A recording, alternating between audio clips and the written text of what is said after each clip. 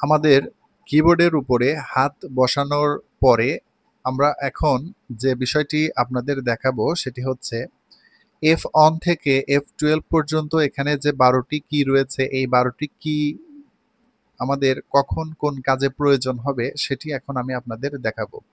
ফার্স্টের যে কিটি রয়েছে সেটি হচ্ছে F1। F1 এই কির কাজ হচ্ছে আমরা যখন কোনো প্রোগ্রামের মধ্যে থাকবো সেই প্রোগ্রাম সম্পর্কে বা সেই প্রোগ্রামের মধ্যে হেল্প নেওয়ার জন্য মূলত আমরা F1 এই কিটি ইউজ করে থাকি। যেখানে সমস্যা বা যে প্রোগ্রাম সম্পর্কে আমাদের সমস্যা সেটি এই সার্চ অপশনে লিখে আমরা চাইলে সেই প্রোগ্রাম সম্পর্কে হেল্প নিতে পারি। এটি হচ্ছে F1 এই কির কাজ।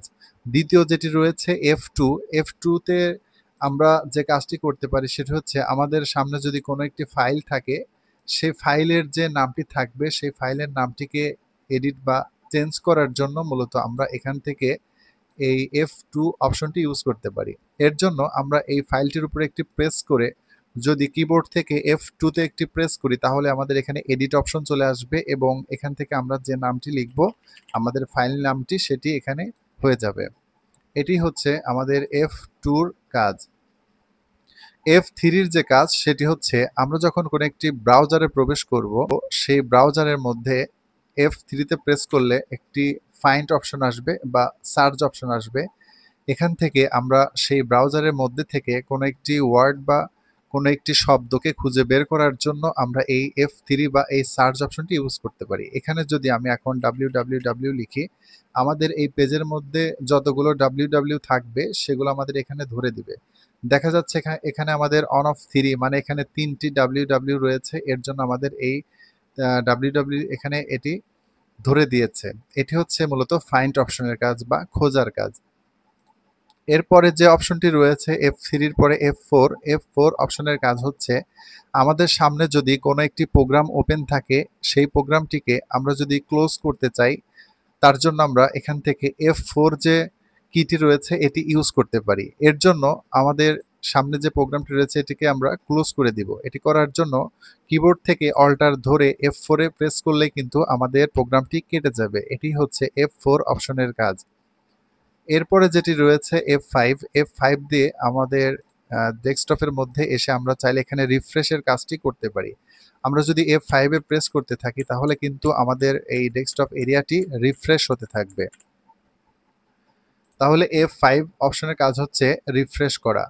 এর পরবর্তী যে কিটি রয়েছে সেটি হচ্ছে F6 কিটির কাজ হচ্ছে আমরা যখন কোনো একটি ব্রাউজারে প্রবেশ করব সেই ব্রাউজারের সার্চ অপশনটিকে হাইলাইট করার জন্য বা মার্ক করার জন্য মূলত F6 এই অপশনটি ইউজ করি। আমরা যখন F6 এ প্রেস করব তখন আমাদের সার্চ অপশনটি অ্যাক্টিভ হয়ে যাবে। এখানে চাইলে আমরা যা ইচ্ছা এখানে সার্চ করে সেই কাজটি করতে পারি। এটি হচ্ছে F6 অপশনের কাজ। এর পরবর্তী যে অপশনটি রয়েছে সেটি হচ্ছে F7 অপশনের কাজ হচ্ছে আমরা যখন ওয়ার্ড প্রোগ্রামের মধ্যে থাকব সেখানে কোনো একটি ওয়ার্ড যদি ভুল হয় সেই ওয়ার্ডটিকে ঠিক করার জন্য বা সংশোধন করার জন্য আমরা F7 অপশনটি ইউজ করে থাকি। এটি করার জন্য ধরুন আমার এখানে ধরুন আমি যদি এখানে একটি নিউ পেজ ক্রিয়েট করি, নিউ পেজের মধ্যে ধরুন আমি এখানে লিখলাম ওয়ার্ক। এখানে ওয়ার্ক বানানটি আমাদের ভুল দেখাচ্ছে। এখন এই বানানটিকে বা এই শব্দটিকে সঠিক করার জন্য কিবোর্ড থেকে F7 এ প্রেস করলে আমাদের এই ওয়ার্ডটি এখানে ভুল দেখাবে এবং এখানে সাজেশন করবে যে কোন ওয়ার্ডটিকে আমরা এখান থেকে নিতে চাই। এখানে 3টি আমাদের সাজেশন করেছে। এখান থেকে যেটি সঠিক আমরা সেটিতে প্রেস করে এখান থেকে যদি চেঞ্জ অপশনে ক্লিক করি তাহলে আমাদের সেই ভুল ওয়ার্ডটি সঠিক হয়ে যাবে। এটিই হচ্ছে F7 অপশনের কাজ। F7 অপশনের কাজ হচ্ছে স্পেলিং অ্যান্ড গ্রামার। যদি লেখার ক্ষেত্রে কোনো একটি ওয়ার্ড ভুল হয় সেটিকে সংশোধন করার জন্য মূলত আমরা এখান থেকে F7 এই অপশনটি ইউজ করতে পারি। এর পরবর্তী যে কিটি রয়েছে সেটি হচ্ছে F8 অপশনের কাজ হচ্ছে আমরা যখন পেজের মধ্যে কোনো ডাটাকে ক্রিয়েট করব বা কোনো একটি কাজ করব তখন সেই কাজটি আমরা চাইলে এখানে লিখতে পাচ্ছি, কিন্তু আমরা যদি কিবোর্ড থেকে F8 এ প্রেস করি তাহলে কিন্তু আমাদের এই পেজটি এরকম লক হয়ে যাবে, আমরা এখানে লিখতে পারবো না। এটিকে লেখার জন্য আমরা পুনরায় যদি এখান থেকে F9 এ প্রেস করি, কিবোর্ড থেকে যদি আমরা এখন F9 এ প্রেস করি F8 দিয়ে আমরা লক করলাম এবং F9 এ আমরা প্রেস করলে আমাদের যে পেজটি এখানে লক অবস্থায় রয়েছে, F9 এ প্রেস করলে আমাদের এই পেজের লকটি এখান থেকে ছেড়ে যাবে এবং চাইলে আমরা পুনরায় আবার এখানে লিখার কাজটি করতে পারবো। এটি হচ্ছে F8 এবং F9 কির কাজ। এরপরে যেটি রয়েছে F10, F10 কির কাজ হচ্ছে মেনুগুলোকে হাইলাইট করা।